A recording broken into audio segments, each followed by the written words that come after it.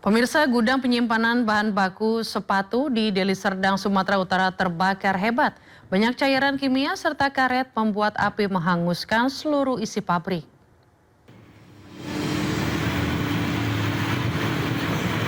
Api dan asap hitam membumbung tinggi dari sebuah gudang penyimpanan bahan baku pembuatan sepatu yang berada di Jalan Pendidikan, Kecamatan Sunggal, Kabupaten Deli Serdang, Sumatera Utara.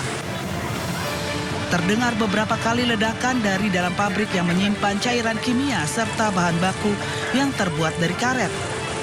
Diduga kebakaran terjadi akibat percikan api yang kemudian menyambar bahan yang mudah terbakar dan menghanguskan seluruh isi pabrik. 4 mobil pemadam Deli Serdang dibantu dengan mobil pemadam dari Kota Medan berjibaku memadamkan api dengan cara menyiramkan cairan sabun ke sumber api. Tidak bisa dijangkau karena memang adanya bahan baku yang sudah terbakar dan panas yang dari api membuat kita menggunakan teknik pakai sabun. Ini kita masih melakukan pemadaman, ya kita berharap semoga cepat selesai. Ini ada beberapa bangunan yang karena adanya ledakan dari bahan-bahan kimia. Itu sempat ledakan tadi, Bang? Ya. Ramainya warga yang berkerumun dan menyaksikan kebakaran sempat menyulitkan dan menghambat proses pemadaman serta mobilitas mobil pemadam yang hilir mudik. Dari Deli Serdang, Sumatera Utara, Ahmad Ridwan Nasution, iNews melaporkan. Pemirsa, truk ekspedisi terbakar hebat di ruas tol Semarang Salatiga, Jawa Tengah. Kebakaran diawali patahnya as roda belakang truk. Kobaran api meludeskan truk ekspedisi di ruas tol Semarang Salatiga. Banyaknya barang muatan mudah terbakar membuat api cepat membesar. Sebelumnya truk ekspedisi asal Jakarta berangkat tujuan Flores NTT. Di kilometer 464, truk mengalami patah as roda yang menimbulkan percikan api karena terseret aspal jalan. Meski sang sopir berusaha memadamkan api, namun kobaran api semakin membesar.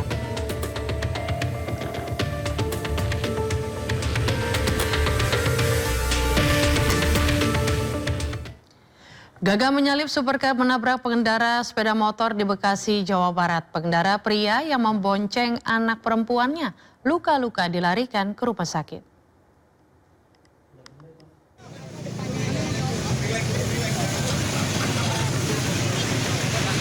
Inilah detik-detik pasca sebuah sedan mewah berwarna kuning menabrak sepeda motor yang dikendarai seorang bapak yang membonceng anak perempuannya di Jalan Raya Perjuangan Bekasi Utara, Kota Bekasi, Jawa Barat.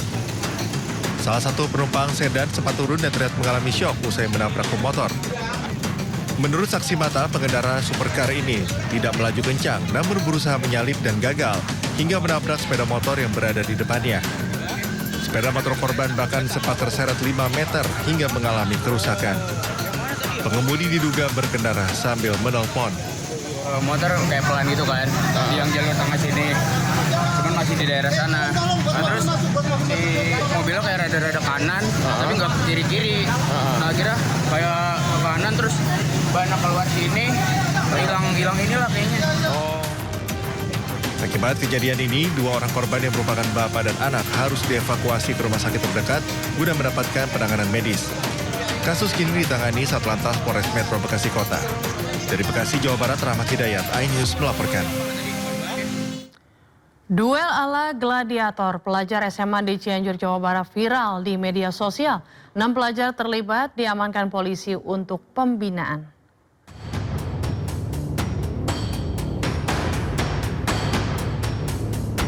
Viral di media sosial rekaman video amatir salah seorang pelajar yang tengah menyaksikan duel ala gladiator antara pelajar SMA 2 sekolah yang berbeda di kawasan hutan yang jauh dari pemukiman warga di Cibeber, Cianjur, Jawa Barat. Para pelajar berduel layaknya gladiator 1 lawan 1 dan saling balas melayangkan pukulan. Aksi tersebut berawal dari saling tantang di media sosial hingga keduanya sepakat berduel. Polisi pun langsung bergerak dan mengamankan 6 pelajar yang terlibat dalam aksi duel dalam video tersebut. Salah seorang pelajar berstatus sudah lulus dari sekolah. pelajar sekolah menengah atas setingkat SMK yang beradu fisik, duel mungkin bahasanya seperti itu. Alhamdulillah dari yang terekam dalam video berhasil kita amankan karena posisinya masih di bawah umur 16, rentang 15 sampai 16 tahun, walaupun satu ada yang telah dewasa karena telah lulus, merupakan alumnus. Kami akan melakukan penegakan hukum mengikuti berita acara penanganan penegakan hukum anak di bawah umur. Saat ini 6 pelajar sudah diamankan di Polsek Cibeber dan dalam proses pemeriksaan. Selain itu, polisi akan melakukan pembinaan agar hal tersebut tidak terulang kembali. Pemirsa, tempat percetakan di Jalan Kalibaru Timur, Senen, Jakarta Pusat digerebek sekelompok orang dari LBH Forum Pemuda Kalbar. Dari penggerebekan didapati 3 pemuda terlibat kasus pencurian disekap di ruang belakang.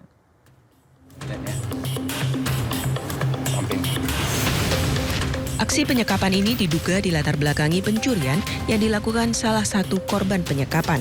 Pencurian tersebut dibantu 2 orang lainnya yang diminta untuk mengantarkan barang curian. Ini barang untuk tawanan perang ini. Namun aksi pencurian tersebut diketahui pemilik percetakan hingga ketiganya disekap dan dipasung. Ini sudah biasa dipasung katanya di sini di rantai. Meski pihak keluarga telah membayar tebusan sebesar 50 juta rupiah, namun ketiga pemuda yang disekap tak juga dilepaskan. Kemudian salah satu keluarga korban melapor ke LBH Forum Pemuda Kalbar. Keluarga 3 orang yang disekap ini sudah melakukan pembayaran 50 juta, namun selama 3 minggu ternyata ke-3 orang ini belum dilepaskan oleh terduga pelaku penyekapan. Sehingga kemarin Piket Reskrim dan Pamapta mengamankan 2 orang sebagai terduga pelaku penyekapan ke Polres Metro Jakarta Pusat.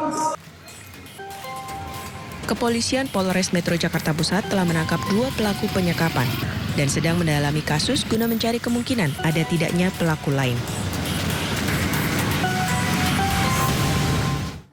Viral di media sosial, seorang caddy golf dianiaya seorang pria di kawasan lapangan golf di Tangerang, Banten.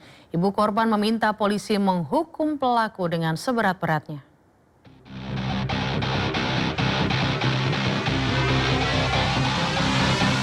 Viral di media sosial, kekerasan terhadap seorang wanita yang berprofesi sebagai caddy golf dilakukan seorang pria di kawasan Tangerang, Banten. Korban merupakan seorang janda dengan 1 anak asal desa Gunung Picung, Kecamatan Pamijahan, Kabupaten Bogor, Jawa Barat. Ibu korban mengetahui anaknya mengalami kekerasan saat melakukan panggilan video dan menemukan wajah anaknya memar pada bagian pelipis mata serta bibir yang membengkak.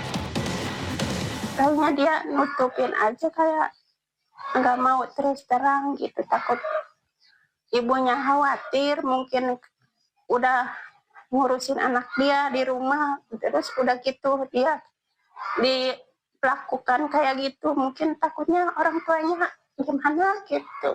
Mudah-mudahan yang kalau dia yang salah, mudah-mudahan dia ditangkap aja gitu. Apa kesalahannya, mungkin kalau yang kerja salah ya diomongin baik-baik, jangan pakai kekerasan, gitu aja. Ibu korban berharap agar pelaku dihukum seberat-beratnya karena korban merupakan tulang punggung keluarga. Selain itu, korban memiliki anak yang masih sekolah dan membiayai kehidupan 2 adiknya.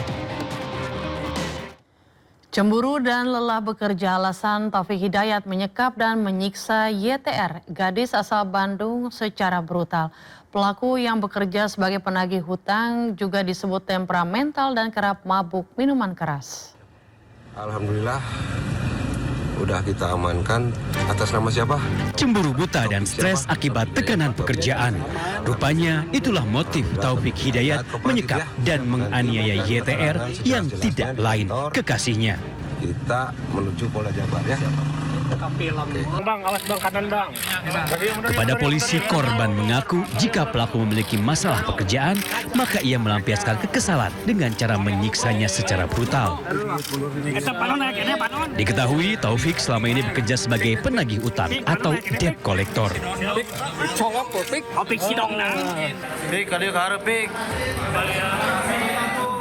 Tidak hanya itu, pelaku juga hampir setiap hari mengkonsumsi minuman keras hingga kerap memicu pertengkaran dengan kekasihnya dan berujung penyiksaan.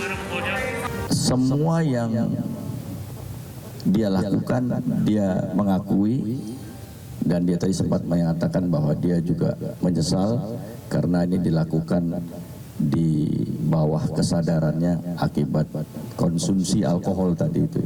Setiap hari ini konsumsi alkohol, selalu berdebat dengan bercekcok dengan kekasihnya dan terjadilah penganiayaan seperti itu. Taufik kini telah menjadi tersangka kasus penyekapan dan penganiayaan. Ia dijerat dengan pasal 451 tentang penyanderaan dengan ancaman hukuman paling lama 12 tahun penjara. Polisi juga menjeratnya dengan pasal 446. Sementara kondisi kekasihnya kini mulai pulih dan masih menjalani perawatan intensif di Rumah Sakit Hasan Sadikin Bandung. Tim Liputan Ainus melaporkan. Proses hukum kasus dugaan penyekapan dan penyiksaan dengan tersangka Taufik Hidayat terus bergulir. Kejaksaan Tinggi Jawa Barat telah menerima surat pemberitahuan dimulainya penyidikan dari penyidik Polda Jabar dan telah menunjuk 9 jaksa untuk menangani perkara tersebut. Kejaksaan Tinggi Jawa Barat telah menunjuk 9 orang jaksa untuk menangani ataupun mengikuti perkembangan penyidikan terhadap tersangka TH. Pemirsa, seorang pengendara wanita di Bekasi, Jawa Barat menjadi incaran pelaku penjambretan.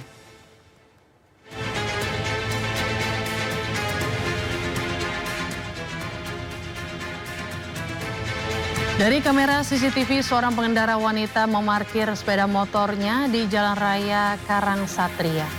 Sibuk bermain ponsel, korban tak menyadari diincar 2 remaja berboncengan sepeda motor.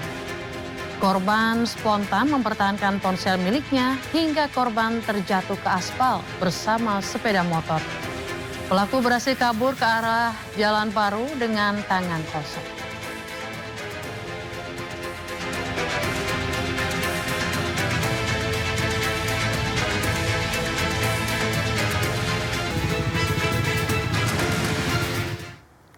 Pemirsa, dalam rangka memeriahkan HUT ke-499 Pemprov Jakarta, hadirkan Festival Urban Jakarta di lapangan Banteng. Semasa piknik merupakan festival urban yang memberi ruang bagi UMKM dan pelaku kreatif untuk menampilkan produk dan karya budaya, kuliner dalam format bazar modern, serta pertunjukan seni khas Jakarta. Acara digelar mulai 26 hingga 28 Juni 2020.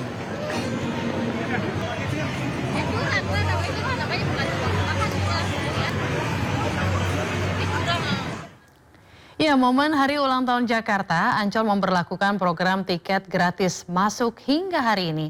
Tak heran Pantai Ancol dipadati puluhan ribu pengunjung sejak kemarin. Taman Impian Jaya Ancol Jakarta masih menjadi pilihan destinasi para wisatawan untuk berlibur. Ditambah lagi dengan adanya pemberlakuan tiket masuk gratis dalam rangka HUT Jakarta pada tanggal 22, 27, dan 28 Juni 2026. Kemarin tercatat lebih dari 76.000 pengunjung masuk ke kawasan Pantai Ancol.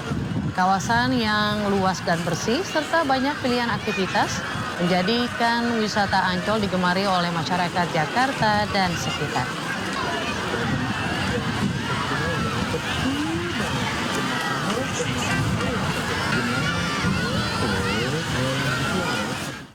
Selain berburu kuliner, Jakarta Fair 2026 menjadi spot para pecinta otomotif, terutama di segmen motor listrik. Pengunjung tidak hanya sekedar melihat jajaran motor listrik, melainkan bisa merasakan langsung pengalaman berkendara motor listrik.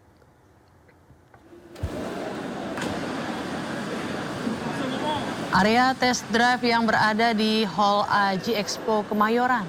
Seluruh jenis motor listrik bisa dicoba pengunjung di area test drive untuk memantapkan hati sebelum membeli. Sejumlah titik di area test drive memiliki medan berbeda, mulai dari speed bump, hingga tanjakan dan turunan untuk memberikan pengalaman berkendara bagi Anda yang ingin menilai performa kendaraan.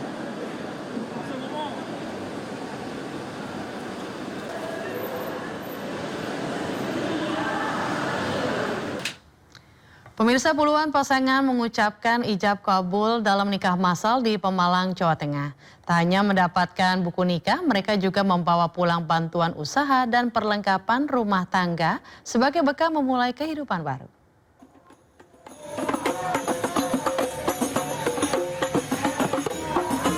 Suasana penuh haru dan kebahagiaan mewarnai pelaksanaan nikah massal di kantor Kementerian Agama Kabupaten Pemalang.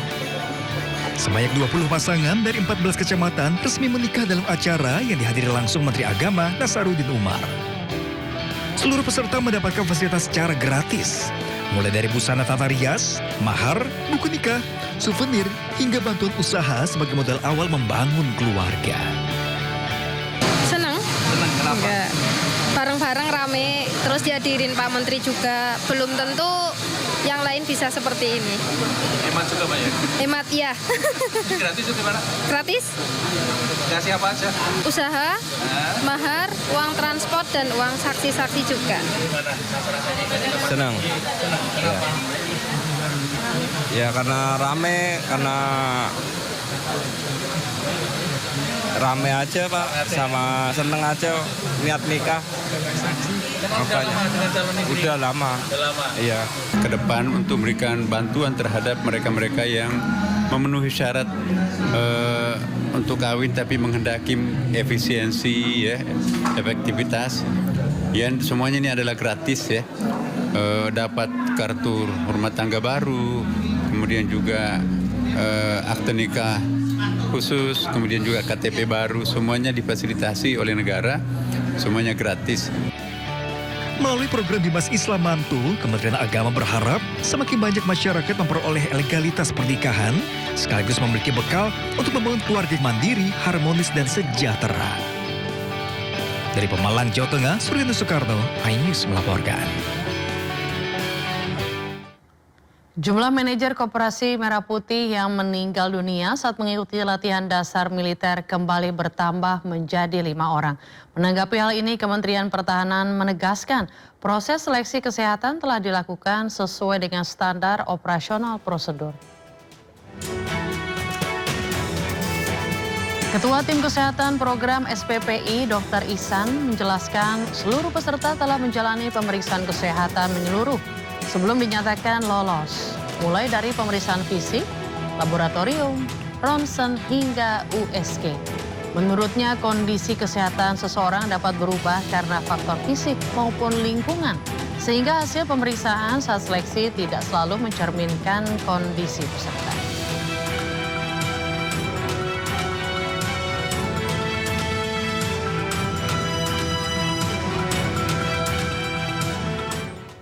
Sementara itu, Kementerian Pertahanan Republik Indonesia pastikan porsi latihan Sarjana Penggerak Pembangunan Indonesia atau SPPI dalam latihan dasar militer atau Latsarmil telah terukur.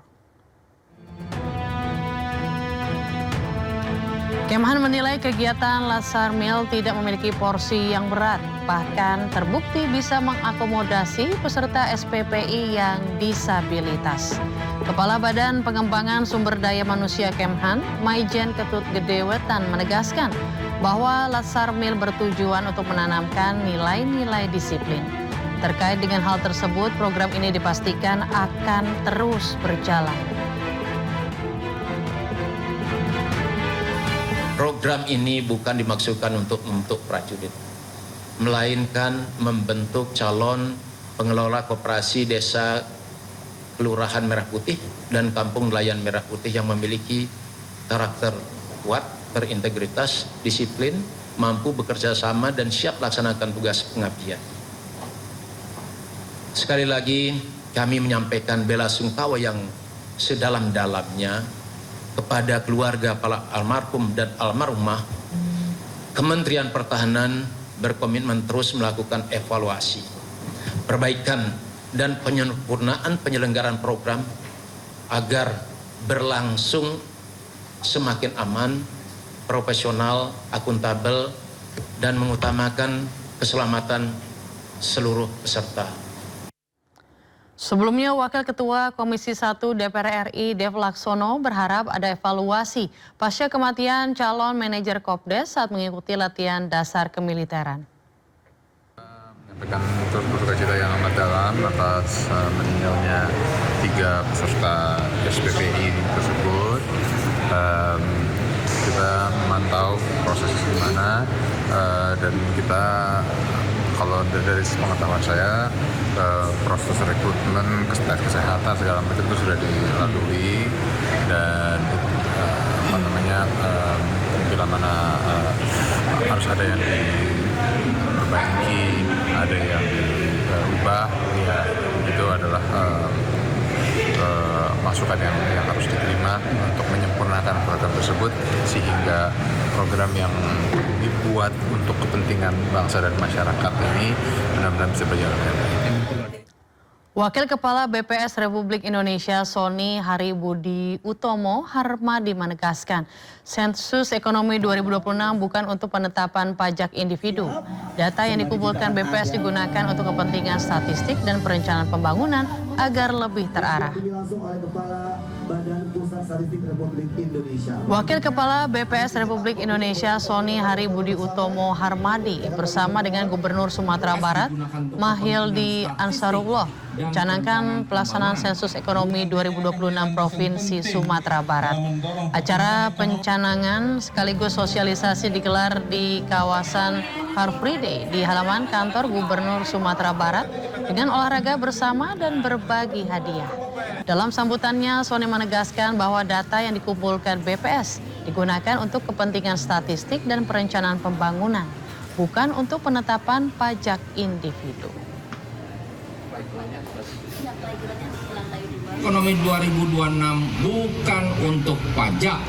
Data yang dikumpulkan BPS digunakan untuk kepentingan statistik dan perencanaan pembangunan, bukan untuk penetapan pajak individu.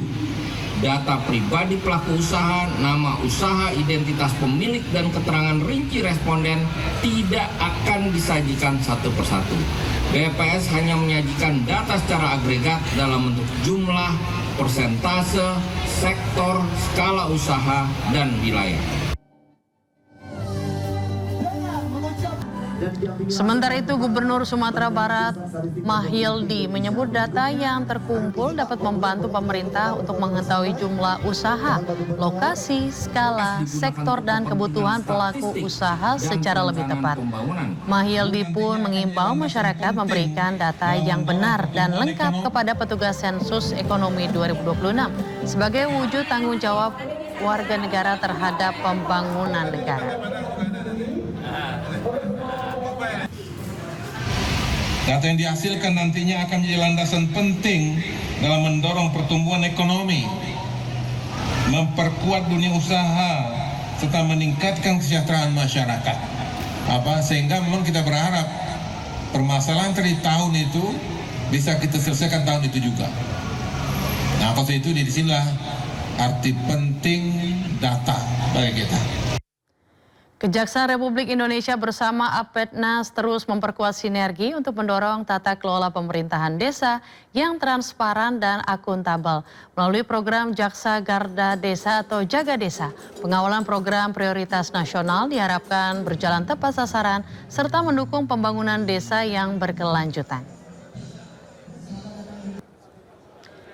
Di Sumatera Selatan, Kejaksaan dan Apetnas memperkuat kolaborasi dalam mengawal program Jaga Desa dan berbagai program strategis nasional.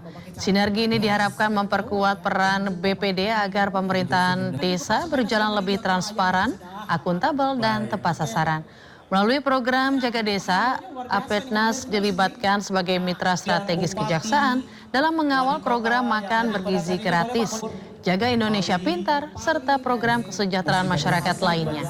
Pendampingan ini juga bertujuan menjaga tata kelola pemerintahan dan perekonomian desa tetap berjalan dengan baik.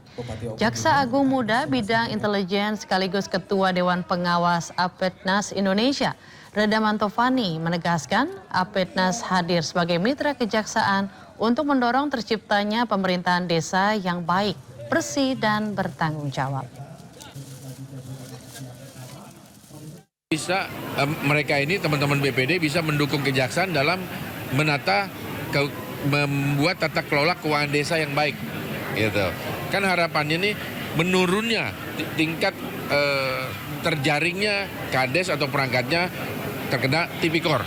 Tahun lalu ada 525 oknum kades beserta perangkatnya. Kita minta bantuan ini, tolong dong awasi nih. Nah, alhamdulillah kita udah bulan Juni nih, itu oknum perangkat yang terjaring itu makin jauh berkurang. Ya nggak sampai 50, ya kan? Jadi tahun lalu 525, tahun ini bulan Juni ya 50-an. Sementara itu, Gubernur Sumatera Selatan Herman Deru menyambut baik penguatan sinergi Kejaksaan dan Apetnas. Menurutnya, kolaborasi ini akan memperkuat pengawalan program pemerintah, sekaligus mendorong pembangunan dan pemberdayaan masyarakat hingga ke tingkat desa. Melalui pengukuhan DPC Apetnas Sumatera Selatan, sinergi antara kejaksaan, pemerintah daerah, dan unsur pemerintah desa diharapkan semakin kuat. Ini tentu merupakan kehormatan tersendiri sebab ada penugasan-penugasan khusus untuk anggota Apetnas dan pengurus, yakni jaga desa. Bagaimana MBG harus berjalan dengan baik, bagaimana perekonomian harus menggeliat, bagaimana pembangunan dan jalannya roda pemerintahan bersama para perangkat dan kepala desa ini dirasakan oleh masyarakat kemanfaatan. Pemirsa, insiden mengerikan terjadi di Cina di mana sebuah pesawat kecil menghantam gedung pencakar langit tertinggi di Beijing. Tabrakan ini menyebabkan sang pilot tewas dan belasan orang lainnya terluka.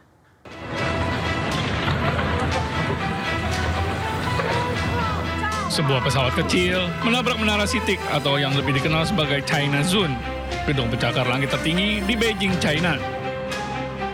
Benturan terjadi di gedung berlantai 109 dengan ketinggian mencapai 528 meter, yang masuk dalam daftar 10 gedung tertinggi di dunia. Akibat tabrakan tersebut, puing-puing pesawat dan pecahan kaca berjatuhan di sekitar pintu masuk timur gedung, memaksa warga dan pekerja kantor berlari menyelamatkan diri. Kecelakaan itu menewaskan sang pilot di lokasi kejadian, sementara sedikitnya 13 orang mengalami luka-luka akibat terkena pecahan kaca dan material bangunan yang berjatuhan ke jalan. Akibat kejadian ini, area di sekitar menara sempat ditutup, sementara tim darurat dan aparat keamanan diterjunkan untuk melakukan evakuasi, serta mengumpulkan bukti untuk mengungkap penyebab pasti kecelakaan. Angkatan Udara Zionis Israel membunuh 7 anggota pejuang Hizbullah di Lebanon Selatan.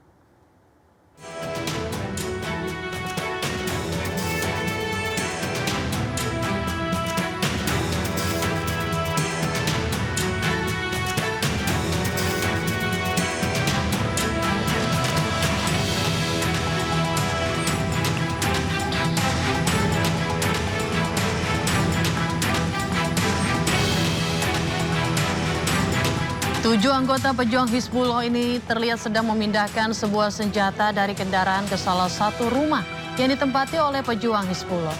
Serangan udara Israel ini menghindari ancaman ke pasukan Zionis Israel di Lebanon Selatan.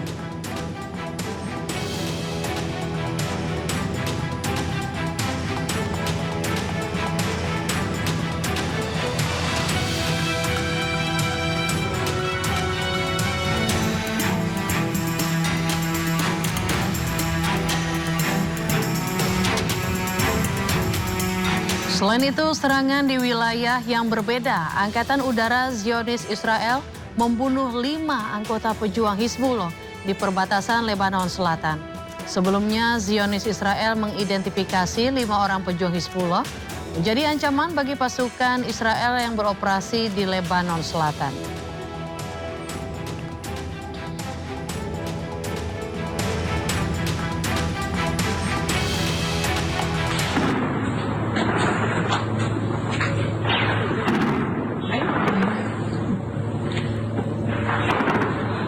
Sementara Zionis Israel melakukan agresi militernya di Al-Jabal, Lebanon Selatan.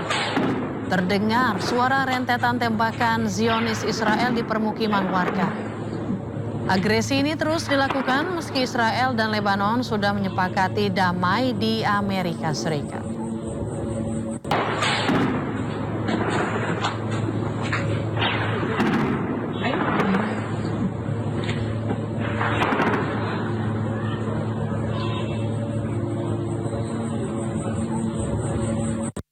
Menteri Israel Benjamin Netanyahu menyatakan Israel bukan pihak dalam perjanjian antara Amerika Serikat dengan Iran.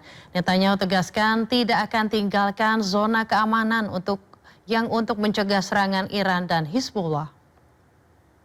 אנחנו אמרנו מלכתחילה, אנחנו לא היינו צד להסכם בין ארצות הברית ואיראן, אבל זה לא אומר שאין לנו אינטרסים. יש לנו אינטרסים, אנחנו גם נביע אותם. אגב, גם הנושא המרכזי, שהוא הנושא הגרעיני, אני מתכוון לשלוח משלחת לוושינגטון שתבהיר מהם האינטרסים הישראלים. אבל אני בוודאי עומד על האינטרסים הישראלים כאן בגבולנו, והבהרתי מלכתחילה, אנחנו לא נצא מאזור הביטחון. אני חושב שכל אחד מבין את זה. ואני חושב שגם בארצות הברית מבינים את זה היטב, ועובדה היא שמזכיר המדינה, מרקו רוביו, שאיתו קיימתי כמה וכמה שיחות, הוא בעצם נתן את תמיכתה של ארצות הברית לתפיסה הזאת של אזור ביטחון שמונע מאיראן ומחיזבאללה לתקוף אותנו. Usai diserang Israel, pasukan Garda Revolusi Islam Iran meluncurkan rudal ke pangkalan Amerika Serikat.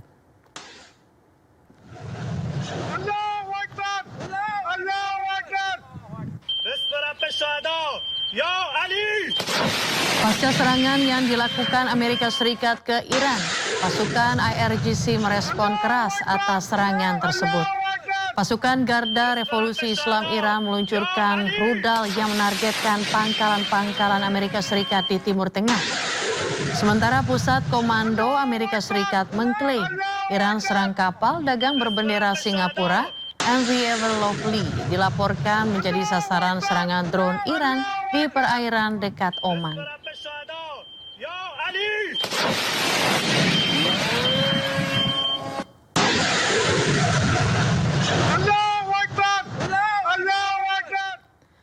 Pemirsa, Iran mengeluarkan peringatan keras kepada Amerika Serikat setelah kedua belah pihak kembali saling serang. Penasihat senior untuk pemimpin tertinggi Iran, Mohsen Rezai, mengatakan setiap pelanggaran perjanjian akan segera dibalas lebih hebat.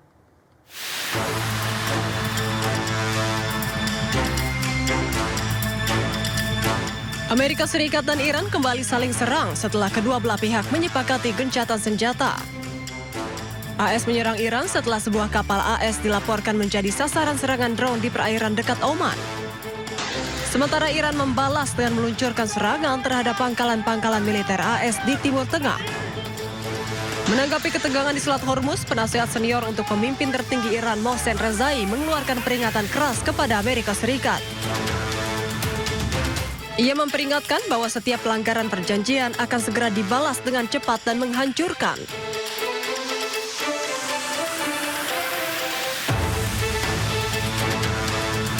Sebelumnya Iran telah berulang kali memperingatkan bahwa hanya kapal yang mendapat izin yang dapat melewati Selat Hormuz. Iran juga menyebutkan adanya konsekuensi bagi kapal-kapal yang tetap melintas.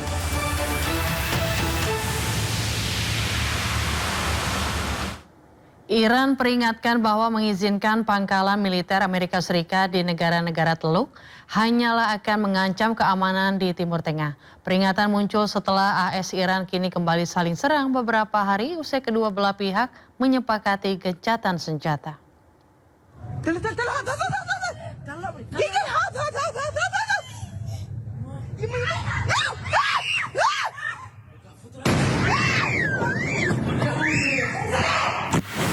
Di tengah meningkatnya eskalasi AS Iran, Ketua Komite Keamanan Nasional Parlemen Iran Ebrahim Azizi memperingatkan para pemimpin GCC bahwa mengizinkan pangkalan AS di negara mereka hanya akan mengancam keamanan. GCC merupakan Dewan Kerjasama Teluk beranggotakan Arab Saudi, Uni Emirat Arab, Kuwait, Qatar, Bahrain, dan Oman. Melalui akun resmi media sosialnya, Ebrahim Azizi mengatakan pangkalan militer AS di negara Teluk telah berubah menjadi sumber ancaman alih-alih memberikan keamanan. Ia juga menyebut kekuatan rudal dan drone Iran serta pengelolaan Selat Hormuz merupakan batasan mutlak yang tak boleh dilanggar.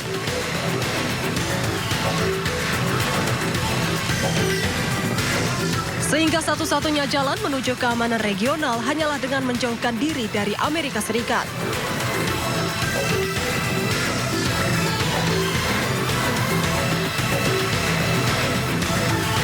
Sementara itu, penasihat pemimpin revolusi Islam dalam urusan internasional Ali Akbar Velayati juga ikut mengecam Amerika Serikat. Ia menegaskan bahwa stabilitas negara-negara Arab di sekitar Teluk Persia saat ini adalah karena pengelolaan Iran atas jalur Selat Hormuz. Ia juga menyebut Amerika Serikat hanya membawa penjarahan dan kekerasan ke kawasan Timur Tengah.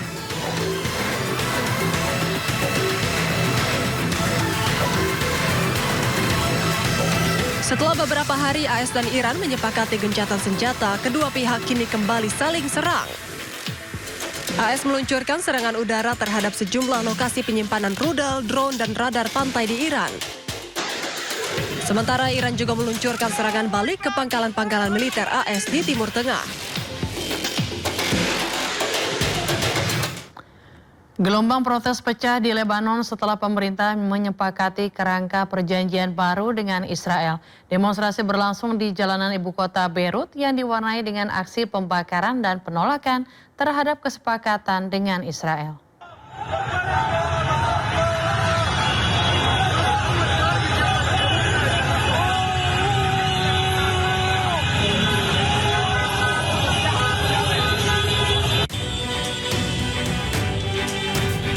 Aksi protes kembali mengguncang ibu kota Lebanon, Beirut, menyusul tercapainya kerangka perjanjian baru antara Lebanon dan Israel yang dimediasi oleh Amerika Serikat. Ratusan demonstran turun ke sejumlah jalan utama di Beirut untuk menolak kesepakatan tersebut. Nampak massa membakar benda-benda di tengah jalan dan memblokir akses sebagai bentuk penolakan terhadap normalisasi hubungan dengan Israel.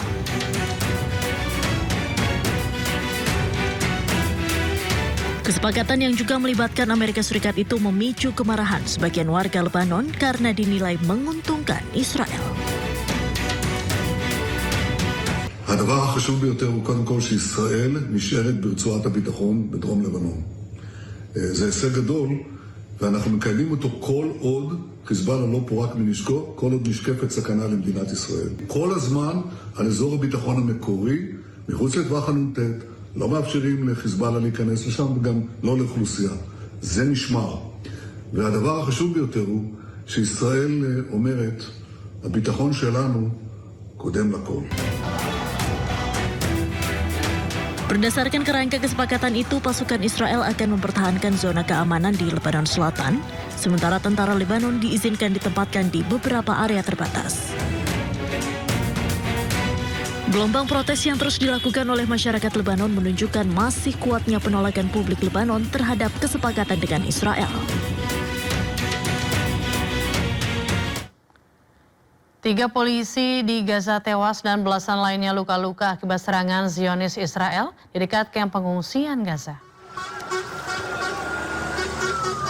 Rekaman video menunjukkan mobil dilalap api, sementara petugas berusaha menolong para korban.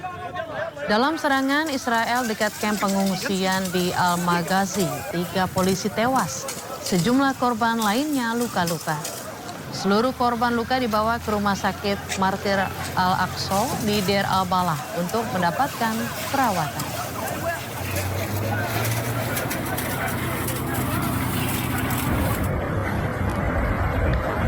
Sementara itu ledakan besar terjadi di selatan Lebanon. Ledakan ini adalah bagian dari serangan Israel. Jet tempur Israel menyerang sejumlah kota di Lebanon Selatan. Dan Israel lagi-lagi beralasan serangan menyasar pusat komando, fasilitas peluncuran roket, dan infrastruktur militer Hizbullah.